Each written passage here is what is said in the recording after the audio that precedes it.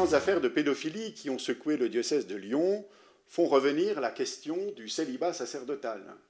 Est-il légitime que les prêtres soient célibataires dans des conditions où aujourd'hui la vie affective a son importance? Il ne faut pas oublier que, malheureusement, dans de telles affaires de mœurs, le fait d'être marié n'est pas une compensation ou une garantie de ne pas tomber dans cette perversion. Et que, malheureusement encore, de nombreuses personnes ayant une vie conjugale se trouvent avec ce mauvais penchant. Le célibat sacerdotal a un grand avantage s'il est vécu non pas comme une frustration, mais bien comme un don, c'est-à-dire comme l'occasion de marquer un amour plus grand. C'est d'ailleurs le sens profond du célibat des religieux, vécu chastement, mais qui ne peut être épanouissant que s'il est une occasion d'un don qui n'est pas simplement le don physique, mais qui est le don moral, qui est le don spirituel.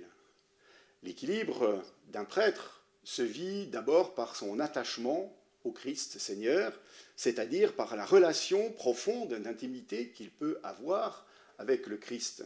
C'est le grand avantage d'ailleurs de la foi chrétienne que de chercher à développer ce lien entre le Christ et les personnes.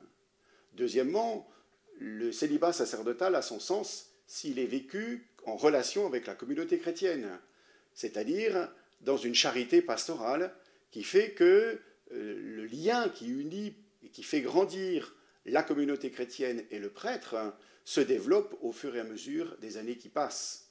Le prêtre est prêtre d'abord parce que la communauté chrétienne l'aide à être ce qu'il est, tout comme la communauté chrétienne est façonnée dans sa propre vie par la présence de ce prêtre.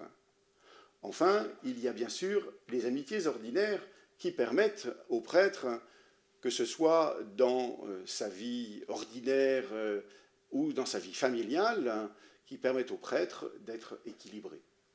Bref, si aujourd'hui encore le célibat est contesté, c'est bien parce qu'il a une signification profonde et qu'il vient déranger, puissent ceux qui ont à le vivre non pas comme une frustration, mais bien comme une occasion de se donner totalement.